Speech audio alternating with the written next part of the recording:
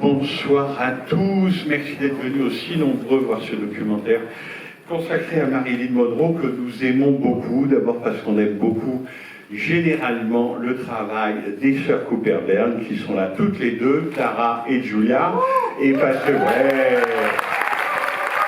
et aussi parce que, comme vous le savez, il y a une exposition consacrée à Marilyn Monroe au 5e étage dans cette maison. Vous pouvez encore la voir, c'est très bien climatisé jusqu'au 25 juillet. Et alors Marilyn Monroe, le moins qu'on puisse dire, c'est que c'est un sujet un peu exploré, disons.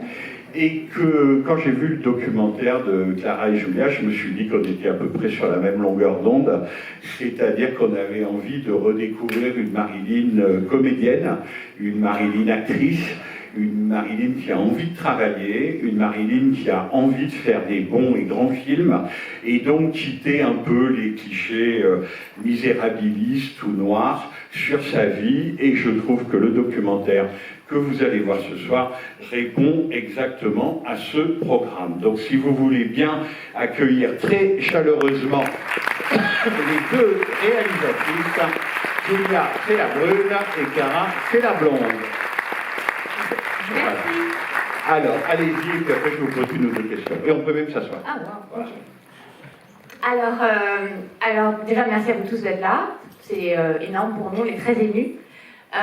Quand la chaîne est venue nous voir et nous a demandé de faire un film sur Marilyn Monroe, pour son centenaire, on s'est dit oui, mais on ne sera pas les premières à révéler quelque chose de sa vie, parce que je pense qu'il y a 600 entre les docs et les films qui ont été faits sur elle et les livres, je pense qu'il y a au moins 600 ouvrages.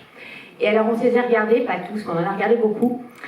Et en fait, carrément, on est fans de Marilyn depuis qu'on est toute petite, et à chaque fois qu'on regardait un film ou un doc, on se sentait à la fin déprimé. C'est triste, enfin, ce qu'on montre de sa vie est toujours très triste, très tragique. Et on s'est dit, bah voilà, ce qu'on va faire, c'est un film en fait de là où elle est. Je pense qu'elle sera heureuse parce que ça se concentre que sur son rôle d'actrice. Qu'elle voulait être en fait dans la vie, c'était une grande actrice. Et on s'est dit, voilà, on va faire un film pour elle. C'est une lettre d'amour en fait à Marilyn Monroe et surtout à nous, à notre enfance, parce qu'on connaît les films par cœur et ça nous fait plaisir. Voilà. Et je laisse ma sœur parler maintenant. Trop gentil. Voilà l'histoire de ma vie. Non, bah, moi je vous remercie tous. Je voudrais remercier notre coproductrice Martine Meloul qui est là. Parce que ça fait 10 ans qu'elle nous fait confiance.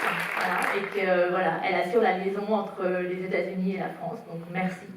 Et je voudrais aussi remercier, parce qu'elle est là aussi ce soir, notre distributrice française, Prime Entertainment, Léla. Voilà, ils sont tous là, toute l'équipe est au complet. Voilà, parce que ça c'est grâce à vous aussi pour des cartes films.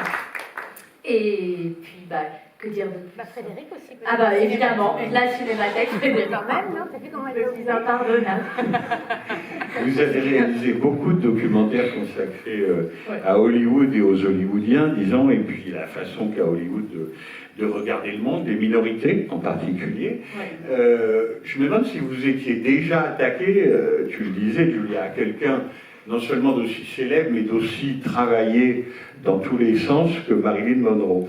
Comment on fait quand on s'attaque à quelqu'un dont on a l'impression que tout a déjà été raconté, et en plus, pas forcément toujours de la façon la plus rigoureuse, pour rester gentil, ou la plus sympathique. Donc, quel type de nouveau discours vous avez trouvé pour le film, et puis aussi quel type de nouvelles images? Oui, c'est marrant que tu dis ça, parce que en fait, il y a dans le film, vous allez voir des éléments que vous connaissez, qui ont été dits dans certains films d'une certaine façon. Et en fait, on s'est rendu compte que là, pour le coup, c'est vraiment une question de point de vue. C'est que nous, on les a pris, mais on ne les a pas interprétés. Rien n'est interprété dans le film. Tout ce que vous allez voir, c'est tel qu'il le dit. Donc ça aussi, ça a été nouveau pour nous, justement, de s'attacher hyper littéralement à ce qu'elle dit, à ce qu'elle ressentait, mais par ses écrits. Rien n'est inventé, rien n'est analysé. Absolument pas, il y a Clara et Julia dedans, et ce qu'on pense d'elle à ce moment-là. Jamais. Et c'était ça qui était dur à faire, en fait, de complètement s'effacer pour lui donner complètement la place. Et puis d'oublier tout ce qu'on avait vu avant, voilà, tout ce qu'on a entendu sur Marilyn, les Kennedy, ses amants et tout. C'était de tout effacer, de faire table rase de tout ça, et de se dire on repart à zéro, on repart de l'actrice. Ce que vous avez fait aussi, vous ici. Et c'est ça qui est beau en fait, c'est de se dire c'était une actrice au départ, voilà, et une grande actrice. Et en fait on a découvert qu'en plus, pour être une grande actrice, en fait, il faut être une grande actrice pour jouer la blonde idiote, comme ce qu'on lui a collé à la peau toute sa vie. Mais en fait, c'est très dur, il faut être très intelligente, parce que c'est très dur de jouer la comédie. En fait, c'est toujours plus dur pour un acteur, finalement, de jouer la comédie et d'être drôle. Et vous avez l'impression que le regard sur elle, avec, je ne sais pas, des études américaines, universitaires, les gender studies, etc., vous avez l'impression que le regard sur elle a changé, c'est-à-dire que on arrive un peu, enfin, à dépasser le sex symbole scandaleux, les ragots plus ou moins sordides sur sa vie sentimentale, etc. Enfin, est-ce qu'il y a eu, pas un ennoblissement, mais est-ce que cette comédienne qui a tellement souffert quand même qu'on ne la prenne pas au sérieux toute sa vie, est-ce que vous avez l'impression qu'on la prend un peu plus au sérieux aujourd'hui? Tu dis oui, toi? Un petit peu aux États-Unis, je trouve. Moi, je trouve que c'est vraiment l'icône américaine qui a été broyée en fait par l'Amérique, par une certaine Amérique, un certain Hollywood, et c'est vraiment le symbole de ça. Et en fait, si on la réhabilite, en même temps, on perd de la légende. Et je pense que les gens n'ont pas vraiment envie de la réhabiliter parce que ça ferait... elle perdrait de sa superbe, en fait. Et je pense que c'est une erreur. Et c'est ce qu'on a essayé de ne pas faire justement dans le documentaire en espérant qu'on trouvait qu'on a réussi. Voilà. Non? Et toi, tu peux ne pas être d'accord avec moi? Oui, je sais, merci, oui. non, je suis d'accord, je suis plus partagée. Je vois quand même du progrès quelque part. Je vois des articles, alors surtout aux États-Unis, une nouvelle façon d'écrire sur elle, voilà, qui est plus, je trouve qu'il est plus positif, qui lui rend plus hommage au talent d'actrice qu'elle était. Dernière question sans rien déflorer du film. Elle était non seulement la femme la plus photographiée du monde, mais je pense que Marilyn photographiée, c'est presque une partie de son œuvre. Enfin, personne n'est aussi expressif et diversement expressif que Marilyn Monroe face à un objectif. Mais est-ce que pour votre film, vous avez trouvé des choses nouvelles? Parce que c'est aussi une de vos forces, c'est chercher dans les archives, c'est trouver des documents qu'on ne connaît pas. Alors, est-ce que là, il y a des images de Marilyn Monroe qu'on ne connaissait pas? Oui, pareil que l'affiche.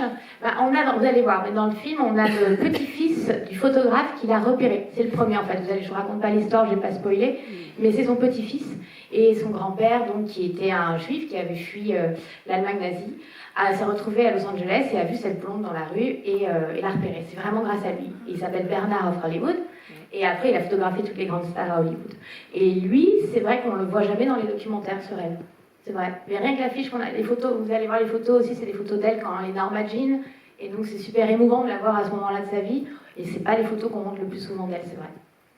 Non, c'est vrai. Et puis bon, en termes d'archives, voilà, on a essayé de faire le maximum pour trouver des choses, des choses qu'on n'avait pas trop vues, en fait, jusqu'ici. Parce que... Dernière question, parce que j'aime bien discuter de Marilyn Monroe avec vous. Mais quand elle est partie à New York, j'ai l'impression qu'on n'avait jamais vu ça. C'est-à-dire qu'il y a des gens qui viennent de New York, qui viennent de l'Actors Studio et qui vont à Hollywood. Marlon Brando est peut-être l'exemple le plus célèbre, mais il y en a d'autres. Mais en revanche, une pure hollywoodienne comme elle, parce que c'est vraiment une gamine de Californie, c'est une fille de Los Angeles, le grand cinéaste français Marcel Ophuls, le fils de Max, me racontait qu'il était au lycée à Los Angeles avec Marilyn Monroe. Mais vraiment, quoi. Voilà, donc ça a été aussi une adolescente de Los Angeles. Est-ce que cette histoire de fuite à New York, vraiment de faire la nique à Hollywood, de partir pour New York, d'aller s'inscrire à l'Actors Studio, qui n'a pas forcément une très bonne réputation chez les Hollywoodiens, est-ce que pour elle, c'était non seulement un défi lancé à la Fox, lancé à ses producteurs, mais aussi, et c'est ça qui est émouvant et intéressant, un vrai désir d'approfondissement et de renouvellement? Bah oui, vraiment, elle voulait, son but dans la vie était d'être une grande actrice, voilà, et une bonne actrice. Et donc elle s'est dit, je suis enfermée avec une étiquette à Hollywood dont je dois m'affranchir. Il fallait être super culottée à l'époque, enfin je veux dire, on est dans les années 50, pour dire j'envoie tout balader, je fais un bras d'honneur à la Fox quand même. C'était quelque chose. Il ne faut pas oublier qu'à cette époque-là, les actrices sont tenues par des contrats, les fameux contrats de 7 ans. Elles n'ont aucune liberté, c'est-à-dire qu'elles sont obligées d'accepter les rôles. Elles ne disent pas comme ça, salut, je me tire à New York, quoi. Donc il fallait être vachement culottée pour faire ça. Et elle l'a fait pour monter sa propre société de production. Et ça, c'était du jamais vu quand même. C'est l'une des premières à avoir fait ça. Merci beaucoup Merci. à toutes les deux. Merci beaucoup, Sarah et Julia. Bonne projection.